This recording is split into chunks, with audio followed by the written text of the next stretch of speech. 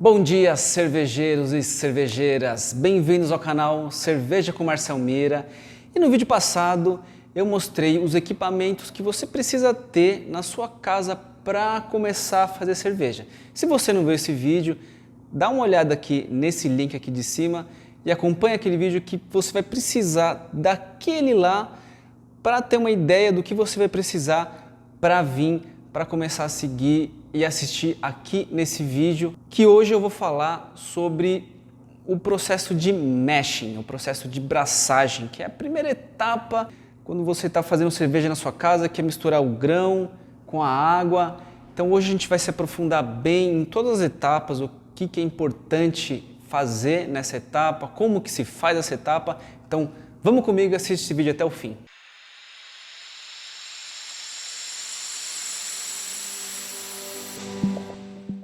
Bom, para começar a entender o processo de mosturação, você precisa entender que o grão ele é rico em amido. Todo grão, ou a maioria dos grãos, principalmente os grãos básicos, que a gente chama de malte base, que é o Pale Ale e o Pilsen, eles são ricos, extremamente ricos em amido. Então o amido ele fica ali dentro do grão e ele é convertido em açúcar a partir do momento que você mistura ele com água e aquece essa água. Essa mistura de água quente com a umidade em contato com o amido, as moléculas elas são quebradas, posteriormente elas viram açúcar. Bom, agora que você sabe que dentro do grão existe amido e você precisa fazer que a água encontre esse amido dentro do grão, como que você faz para juntar um com o outro? Você moe o grão. Claro que é um processo que a própria brew shop pode fazer, ou você aí na sua casa com um moedorzinho de rolo, você também consegue moer o grão para fazer com que a água acesse a parte interna do grão e transforme o amido em açúcar. Só que essa moagem ela precisa ser bem feita, né? Qualquer tipo de moagem que você pode moer e colocar ele na panela. Tem que ser uma moagem mais sutil, mais suave, não pode o grão estar totalmente quebrado, esfarelado em pó. E o seu grão também não pode estar inteiro, porque se ele estiver inteiro, a casca do grão vai impedir que a água entre lá dentro e transforme o amido em açúcar. E outra coisa muito importante também é controlar muito bem a temperatura da sua água aonde você vai colocar o grão já moído. Então a sua água tem que estar quente, a sua água já tem que estar até mais quente do que a receita, do que você vai fazer a sua cerveja. Por exemplo, se você precisa mosturar a sua cerveja a 66 graus, a sua água tem que estar ali por volta de uns 70, porque quando você joga os grãos lá dentro, a tendência é que essa água abaixe, tá? Então precisa esquentar a água, tá? De forma alguma, nunca você deve colocar o seu grão na água fria e depois esquentar, tá bom? Então primeiro esquenta a água, depois coloca o grão. Então tendo esses dois conhecimentos, você vai esquentar a sua água, vai moer o seu grão e vai jogar o grão dentro da água, tá? Aqui no meu caso, como eu tenho o fundo falso, eu jogo direto na água. Se for o caso aí na sua casa, se você usar o grain bag, faz o famoso biabe, você coloca dentro do saco e depois coloca ele na sua panela com a água quente. Um passo muito importante que muita gente não dá tanta importância, que é de manter a temperatura da sua mostura. Então, se na receita está falando para você misturar a 66 graus, o processo por 1 hora ou por 1h30, durante todo esse período você vai precisar controlar essa temperatura em 66 graus e ir mexendo constantemente, tá? Eu diria assim que por volta de 15 em 15 minutos, 10 em 10 minutos, que é para manter a temperatura homogeneizada ali dentro da sua panela, né? Você vai precisar de um termômetro, tá? Quando você estiver mexendo ali, você vai precisar medir a sua temperatura do seu mosto, senão você não vai saber quanto que está 60, se está 70, se está 68, ou enfim. Muito importante, um termômetro, tá? Eu indico esse aqui do Rabichinho, porque você consegue colocar ele dentro da panela e o visor fica do lado de fora, ou até aqueles de espeto mesmo, assim você consegue ter uma noção, tá? Independente do termômetro, meça a sua temperatura de mostura e controle.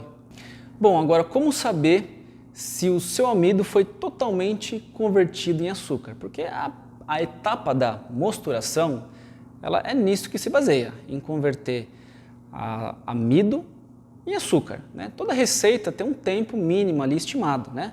Normalmente é de 1 hora a 1 hora e meia de mosturação.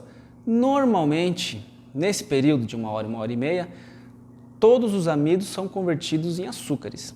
Então é muito importante que você meça também essa conversão. E é possível medir isso, tá? A mais fácil de todas é usando uma tintura de iodo, tá? Isso aqui é super barato, super fácil de achar em farmácia.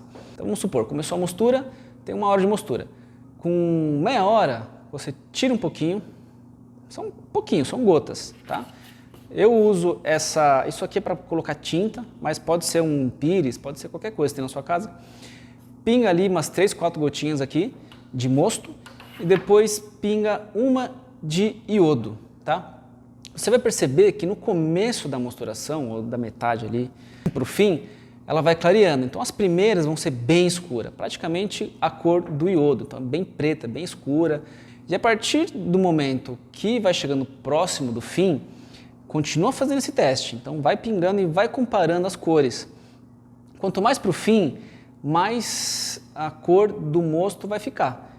Então vai pingar o mosto aqui, vai pingar o iodo, a reação vai ser mínima, não vai ficar preto, a reação vai ser bem rápida, né? Você vai perceber que o iodo vai espalhar rapidinho e não vai mudar muito a cor. Vai ficando cada vez mais claro, cada vez com menos cor de iodo. E isso é um sinal de que o seu amido foi totalmente convertido. Então eu já não uso tanto iodo, eu vou um pouco mais ali no olho, um pouco mais no cheiro, né? Vendo, sentindo um pouco a textura. Bom, agora com os seus grãos já na panela de mostura, é hora da gente se aprofundar um pouquinho mais em temperatura de mosturação. Existem basicamente três faixas ideais de temperatura para a gente mosturar a nossa cerveja. A primeira delas é a beta-amilase. A beta-amilase é uma temperatura um pouco mais baixa, ali por volta de 62 a 65, e é uma faixa de temperatura que você vai converter os amidos em açúcares mais fáceis para o fermento consumir e depois se transformar em álcool. Então nessa temperatura a gente vai criar açúcares mais fermentáveis, que vai deixar a cerveja mais leve e mais sequinha. Essa faixa de temperatura é mais utilizada para fazer lager, para deixar uma cervejinha um pouco mais leve e não tão doce.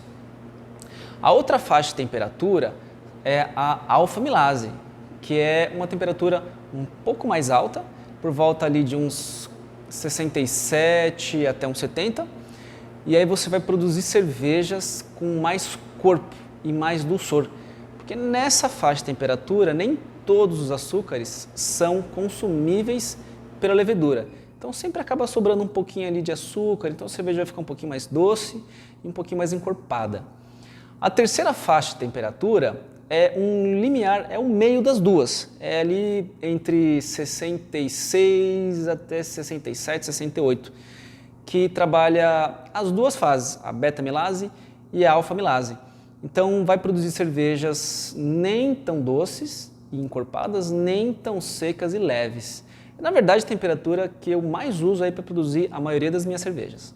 Um dos últimos passos para a etapa de mosturação é o mash out, certo?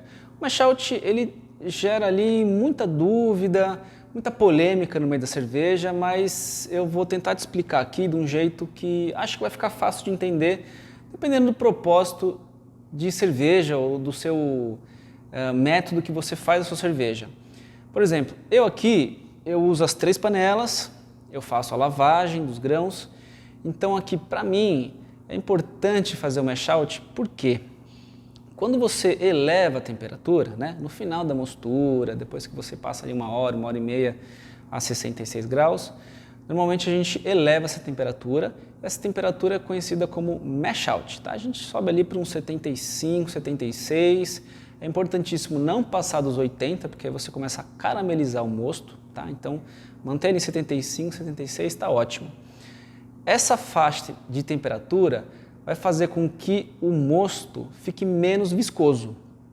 Então, para mim, aqui, ou para pessoas que recirculam, que tem essa panela um pouco maior, que tem bomba, ou que fazem com a jarrinha assim, é importante porque você deixa o mosto mais líquido. Então, para essa circulação, para clarificar, é melhor. Então, eu como faço a recirculação, como coloco na bombinha, para mim é legal. Agora, para quem faz biabe, isso já não tem tanto sentido. Por quê? Primeiro que biabe já é um método mais fácil, mais rápido de se fazer. A gente não quer ficar ali elaborando muito. Eu faço biabe aqui também, na minha cozinha aqui. Então, quando eu faço biabe, eu quero fazer o mais rápido possível. Não quero ficar enrolando muito. E às vezes o processo de subir de 66 para 76, são quase 10 graus, às vezes no fogãozinho de casa, isso acaba demorando. E outra, eu não faço recirculação em biabe. O próprio voal ali, como é uma malha bem fininha, ele já dá conta ali de clarificar muito bem meu malte. Então eu só puxo ali os grãos a 66, a temperatura que estiver mosturando, deixo a água escorrer e não faço o mash out quando estou fazendo biabe. Claro que se quiser fazer, fica melhor, dá certo, eu gosto de fazer, não tem problema nenhum. Pode fazer, não vai estragar a cerveja, né? Não estou falando isso. Só estou falando que não tem necessidade. E agora, por fim, o último processo que ainda faz parte da mosturação é o volume de mosto antes de ferver. Porque todo mundo vai precisar fazer uma litragem, né, específica, ou 10 litros, ou 20 litros, ou 50 litros. E antes de ferver, a gente precisa ter um volume ideal ali, para quando a gente ferver, né, esse volume vai reduzir, porque vai evaporar, então vai reduzir, a gente tem que ter um volume certo de começo de fervura e um volume certo de final de fervura. Tá? Em casos aqui como de 3 panelas ou 2 panelas, né, a gente faz a recirculação, né, que eu falei já com o mash out, passa para a panela de fervura e depois vem com uma água de lavagem. Ela vai ajudar a diluir um pouco esse mosto primário, né, que ele está muito concentrado de açúcar, vai ajudar a diluir um pouco, até chegar no volume ideal, para depois que ferver, ter o volume certinho no final também. Para quem faz biabe, isso também precisa ser feito. Tá? Dificilmente a gente vai usar toda a água da cerveja para misturar. A diferença do biabe é que você joga no final da mostura, quando você tira o grão, os grãos, e aí você adiciona a água no final. Essa água eu recomendo já está bem quente, né, já está fervendo, porque isso vai ajudar até a acelerar o processo de fervura, né, depois da mosturação. Então é importante você também saber o quanto de água você vai precisar colocar no final do seu processo de mosturação, justamente para bater essa medida pré-fervura. Bom pessoal, esse foi o vídeo sobre o princípio dos processos de mosturação. Tá? Se ficou alguma dúvida, deixa um comentário aí embaixo que eu mesmo respondo. Se você gostou desse vídeo, se inscreve no canal, deixa um like e te vejo no próximo.